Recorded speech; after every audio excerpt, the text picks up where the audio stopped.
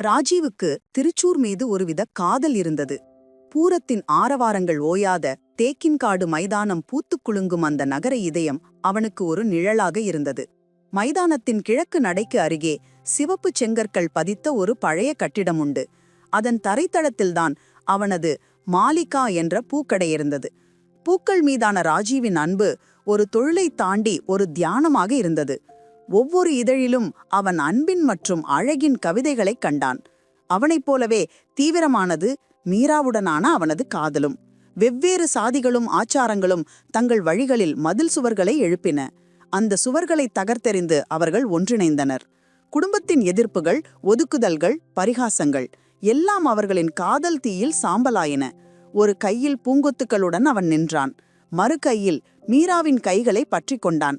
திருச்சூர் நகரின் பரபரப்பிற்குள் இறங்கிச் சென்ற அந்த நாளை ராஜீவ் இப்போதும் நினைத்து பார்க்கிறான். பூத்த மரங்களை யாரால் தடுக்க முடியும் என்று மீரா அன்று சிரித்து கொண்டே கேட்டாள். திருச்சூரில் ஒரு அமைதியான வாடகை குடியிருப்பில் அவர்களின் உலகம் இருந்தது. மீரா அருகிலுள்ள ஒரு துணிக்கடையில் வேலைக்குச் சென்றாள். வேலை முடிந்து வந்தால் பூக்கடையின் விசேஷங்களை கேட்டறிவாள். தேநீர் போட்டுக் கொடுப்பாள். அந்த பரபரப்பிலும் அவள் ராஜீவுக்கு ஒரு ஆறுதலாக இருந்தாள். இரவின் நிசப்தத்தில் குடியிருப்பின் சிறிய பால்கனியில் அமர்ந்து அவர்கள் பேசிக் கொண்டிருந்தனர். மைதானத்தின் தீபங்களை பார்த்து கொண்டே அந்த உரையாடல் நிகழ்ந்தது. தாங்கள் ஒன்றிணைந்ததன் சௌபாக்கியத்தை பற்றியும் தங்கள் காதலின் வலிமையை பற்றியும் அவர்கள் பேசினார்கள்.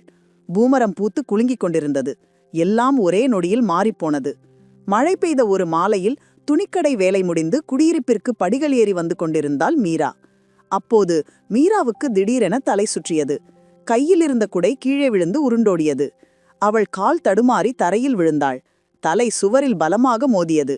அந்த அலறல் சத்தம் ராஜீவின் காதில் எதிரொலித்தது. அன்று பூக்கடையை சீக்கிரமாகவே மூடிவிட்டு அவன் நேராக மருத்துவமனைக்கு ஓடினான். நாட்கள் நீடித்த நிச்சயமற்ற நிலைக்கு பிறகு மருத்துவர்கள் தங்கள் தீர்ப்பை கூறினர். ஆபத்து தீவிரமானது. தண்டுவடத்தில் ஏற்பட்ட காயம் காரணமாக மீராவின் கை கால்கள் செயலிழந்து போயின. இனி படுக்கையிலிருந்து எழும்ப முடியாது.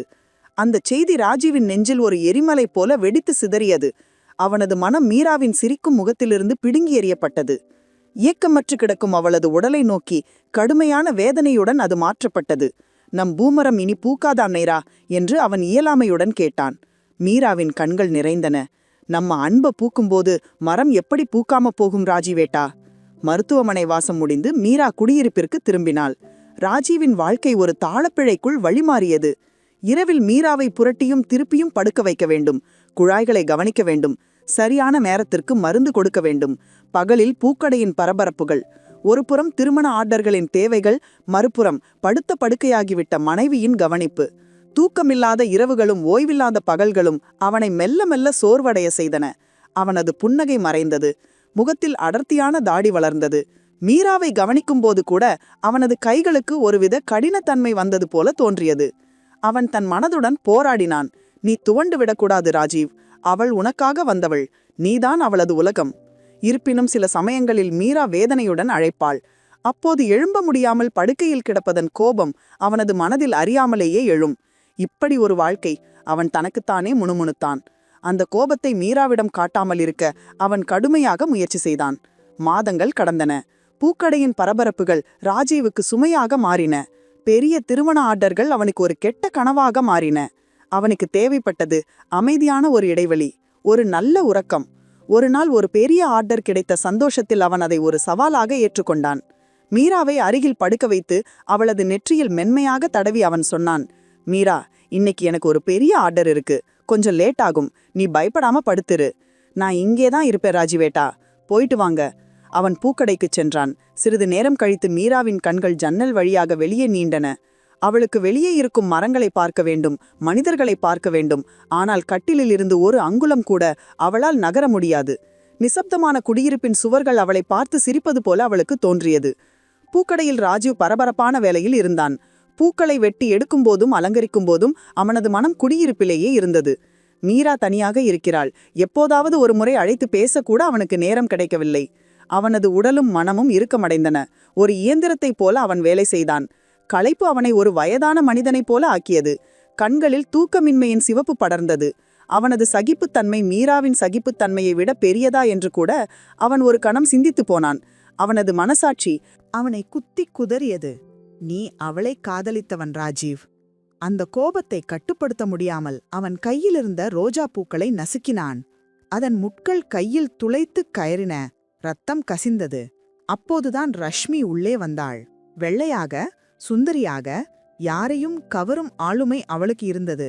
திருச்சூரில் அறியப்பட்ட ஒரு தொழிலதிபர் குடும்பத்தை சேர்ந்தவள். விவாகரத்து பெற்ற யுவதி அவள். முதல் பார்வையிலேயே ரஷ்மியின் கண்கள் ராஜீவின் பூக்கள் மீதான திறமையில் பதிந்தன.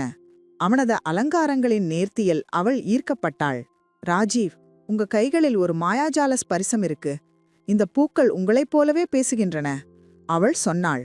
ரஷ்மி அவனுக்கு ஒரு பெரிய திருமண அலங்கார ஒப்பந்தத்தை கொடுத்தாள். அது ராஜீவின் பூக்கடை வரலாற்றில் கிடைத்த மிகப்பெரிய ஆர்டராகும்.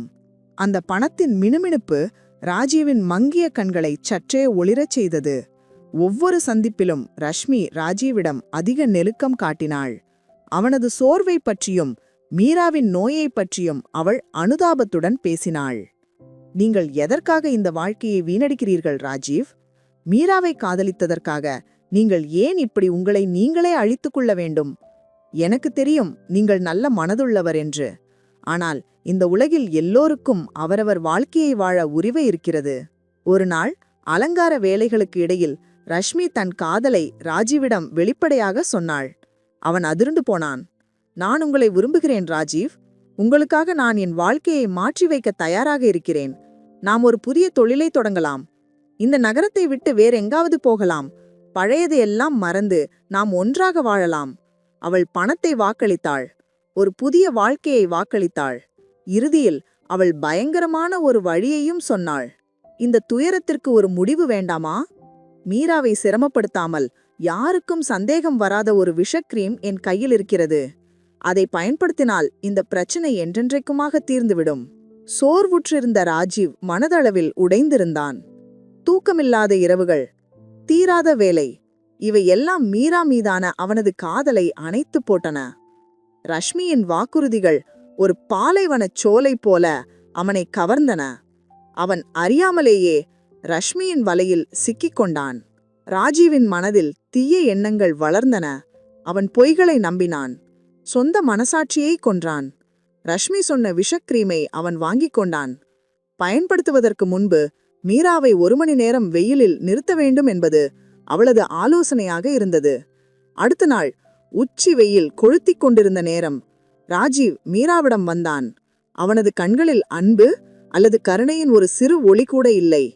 பயத்தின் மற்றும் குற்ற உணர்ச்சியின் நிழல்கள் மட்டும் தெரிந்தன. மீரா, நான் ஒரு வைத்தியரை பார்த்தேன், அமைதியாக சொன்னான். வெயில் பட்டால் நரம்புகளுக்கு ஒரு புத்துணர்ச்சி கிடைக்கும். உன் வியாதி குணமாகும். 1 மணி நேரம் நீ மொட்டை மாடியில் போயிருக்க வேண்டும். மீராவின் முகத்தில் சந்தேகம் தோன்றவில்லை. அப்படியென்றால் போகலாம் ராஜீவேட்டா. ராஜீவ் அவளை தாங்கிக் கொண்டான். அவன் தன் மனைவியின் எடை அவனுக்கு ஒரு கெட்ட கனவு போல தோன்றியது. அவன் அவளை குடியிருப்பின் மொட்டை மாடிக்கு கொண்டு சென்றான். வெயில் நேரடியாக படும் ஓரிடத்தில் ஒரு விரிப்பில் படுக்க வைத்தான். ஒரே 1 மணி நேரம். கீழே பூக்கடைக்கு போயிட்டு உடனே வந்து விடுகிறேன். அவன் பொய் சொன்னான். சரி ராஜுவேட்டா. அவள் நம்பிக்கையுடன் தலையசைத்தாள். அவன் கதவை வெளியே இருந்து பூட்டினான். சாவியை பாக்கெட்டில் போட்டுக்கொண்டான். அவளால் எழும்ப முடியாது. வெளியே இருந்து யாரும் வரமாட்டார்கள். மொட்டை மாடியில் மீராவின் நிசப்தமான அலறல்கள் கேட்காமல் ராஜீவ் ரஷ்மியை காண சென்றான். புதிய வாழ்க்கையை பற்றிய கனவுகள் அவனுக்கு போதையேற்றின. 1 மணி நேரம், பின் 2 மணி நேரம், 3 மணி நேரம் கடந்து சென்றது. ரஷ்மியுடனான சந்திப்பும் உரையாடல்களும் ராஜீவின் மனதை அலைக்கழிக்கத் தொடங்கின. அவள் பேசியது காதலை பற்றி அல்ல, பணத்தை பற்றியும் அதிகாரத்தை பெறுவதை பற்றியும் இருந்தது. மீராவை இல்லாது செய்த பிறகு தன் பாரத்தை பகிர்ந்து கொள்ளக்கூடிய ஒரு எந்திரம்தான் அவளுக்கு தேவை என்று ராஜீவ் உணர்ந்து கொண்டான். அவனது மனம் துடித்தது. திடீரென்று அவன் மீராவை மொட்டை மாடியின் விட்டு வந்த நினைவு வந்தது. அவன் ஓட்டமாக குடியிருப்பிற்கு திரும்பினான். மொட்டை மாடி கதவை திறந்து அவன் உள்ளே சென்றான். சுட்டெரியும் வெயில் தரையிலிருந்து ஆவி போல உயர்ந்தது. அவனது கண்களுக்கு முன்பு தீப்பிழம்புகள் போல ஒளி நிறைந்தது. அவன் மீராவை படுக்க வைத்த இடத்தில் அவள் இல்லை. வெறும் விரிப்பு மட்டும் இருந்தது. மீரா, மீரா! பயமும் குற்ற உணர்ச்சியும் சேர்ந்து அவனது குரலை தொண்டையில் நெருக்கின. அவனது உடல் நடுங்கியது. அப்போதுதான் அவன் அதை கண்டான். சுட்டெரியும் சிமெண்ட் தரையில் தண்ணீர் தொட்டியின் நிழலை நோக்கிச் செல்லும் மெல்லிய இழுப்பட்ட தடம். சொந்த உடலை தரையில் இழுத்துச் சென்றபோது அவளது தோல் உராய்ந்து போனதன் அடையாளம்தான் அது. அவனது ஆத்மாவில் யாரோ தீயை அள்ளிக்கொண்டது போல இருந்தது. அந்த தடங்கள் அவனது இருதயத்தில் வரைந்த ஆழமான காயங்களாக மாறின. மூச்சு நின்ற போக ராஜீவ் அந்த தடங்களை பின்தொடர்ந்தான். தண்ணீர் தொட்டியின் நிழலில் தளர்ந்த கை கால்களை மடித்து சுருண்டு படுத்து கிடந்தாள் மீரா. அவளது உடல் முழுவதும் சிவந்து தடித்திருந்தது. சூரிய கதிர்கள் பட்ட இடங்களில் தோல் பொங்கி கொப்புளங்கள் வந்திருந்தன. உதடுகள் வறண்டு போயிருந்தன. முடி வியர்வையில் நனைந்து முகத்தோடு ஒட்டியிருந்தது. மணிகணக்கான நேரம் அவள் அங்கே தனியாக இருந்திருக்கிறான். தன் காதல் வெயிலில் உருகி தீரும் வேதனையில் அவள் இருந்தாள். ராஜீவ் அவள் அருகில் மண்டியிட்டான். அவளது எண்ணனினை மட்டும் காதலித்திருந்த மீரா அவனிலிருந்து விலகி இருந்தாள். கண்களை பார்த்தான்.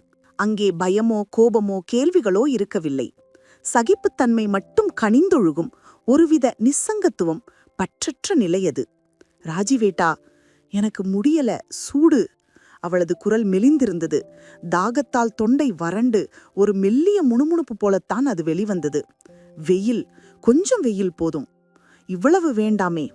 அவள் தன் பரிதாப நிலையை பற்றியோ ராஜீவின் கொடூரத்தை பற்றியோ எதுவும் சொல்லவில்லை. வெயில் பட்டதின் வேதனையை மட்டும் சொன்னாள். தான் கொலை செய்ய முயற்சித்தவளின் அப்பாவியான நம்பிக்கை அவனை தகர்த்தது. அவள் நம்பியது வெயில் பட்டால் குணமாகும் என்று சொன்ன கணவனைத்தான். அந்த இழுபட்ட தடம், அந்த பொள்ளியேற்ற சரீரம், அவை அவனது இதயத்தை 100,000 துண்டுகளாக்கின. மீரா, மீரா! அவனது கண்ணிலிருந்து கண்ணீர் மொட்டமாடியின் சூடான தரையில் விழுந்தது. நான் வார்த்தைகள் கிடைக்காமல் அவன் மீராவின் தளர்ந்த கைகளை இறுகப் பற்றிக் கொண்டான். அன்று மாலையில் மீராவுக்கு மருந்துடன் அனிதா வந்தாள். அவளது பொள்ளியேற்ற ஷரீரத்தைக் கண்டு அவர்கள் அதிர்ச்சி அடைந்தனர். ராஜீவ் நடந்த விஷயங்களை திறந்து சொன்னபோது அனிதாவின் கண்களில் அனுதாபமில்லை, பதிலாக வெறுப்புதான் தெரிந்தது. நான் என் கணவருக்கு ஒரு புகாரும் இல்லாமல் 8 வருடம் சேவை செய்தேன். அனிதா அமைதியாக ஆனால் உறுதியான குரலில் சொன்னாள். கடைசியில் அவர் போனபோதும் எனக்கு சமாதானம்தான் இருந்தது. என் கடமையை முழுமையாக செய்த சமாதானம். ராஜீவ், நீங்கள் 3 மாதம் கூட முழுதாக முடிக்கவில்லை. அன்பு என்பது அழகிலோ சுக சௌகரியங்களிலோ அடங்கிய ஒன்று அல்ல. சொந்த விருப்பத்தின் பெயரில் எல்லா உறவினர்களையும் விட்டுவிட்டு உங்களை நம்பி உடன் வந்தவள் அவள். நீங்கள் கொஞ்சம் தளர்ந்து போனதும் சொந்த சுகத்தை மட்டும் தேடி போனால் அது என்ன அன்பு? அனிதாவின் வார்த்தைகள் பூக்களில் உள்ள முட்களைப் போல ராஜீவின் அகங்காரத்தை கிழித்தெறிந்தன. தான் சோர்வடைந்த போது அவளிடம் கோபம் கண்டவன்தான் தான். தன் சுகத்தை மட்டும் தேடி போனவன். பெண்கள்தான் கருணையின் ஊற்று என்பதை அவன் உணர்ந்து கொண்டான். தனக்கு 3 மாதங்கள் கூட தாங்க முடியாத விஷயங்களை அவள் ஒரு புகாரும் இல்லாமல் சகித்து கொண்டாள் என்பதையும் அவன் புரிந்து கொண்டான். அவன் ரஷ்மியை காணச் சென்றான். அது இனி ஒரு வாக்குவாதத்திற்காக அல்ல, ஒரு பிரிவிற்காக. தேக்கின்காடு மைதானத்தின் ஓரத்தில் வைத்து அவர்கள் சந்தித்தனர். ரஷ்மியின் கண்களில் அவனை எளிதாக சொந்தமாக்கிக் கொள்ள முடியும் என்ற தன்னம்பிக்கை இருந்தது. நான் என் மனைவியை கைவிட மாட்டேன், ராஜீவ் சொன்னான். அவனது குரல் ஒரு பாறையைப் போல உறுதியாக இருந்தது. நீங்கள் சொன்ன புதிய வாழ்க்கை எனக்கு வேண்டாம். அங்கே அன்பில்லை, வெறும் சௌகரியங்கள் மட்டும். என் அன்பு இவ்வளவு சோதிக்கப்பட்டது. அதன் மதிப்பு எனக்கு இப்போது புரிந்துவிட்டது. ரஷ்மி சிரித்தாள்.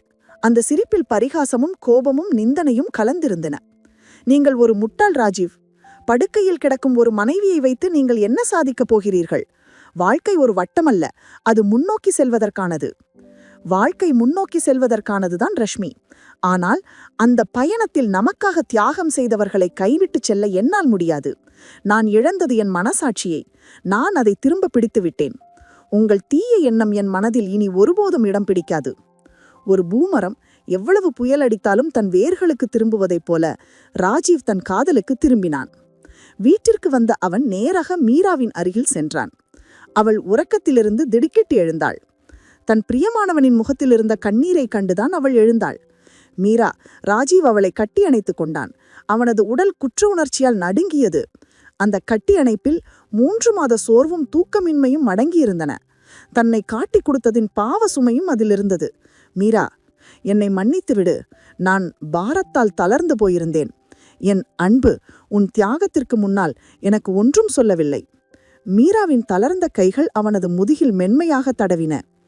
ராஜீவேட்டா, நீங்க என்கிட்ட வந்துட்டீங்கல்ல, அது போதும்.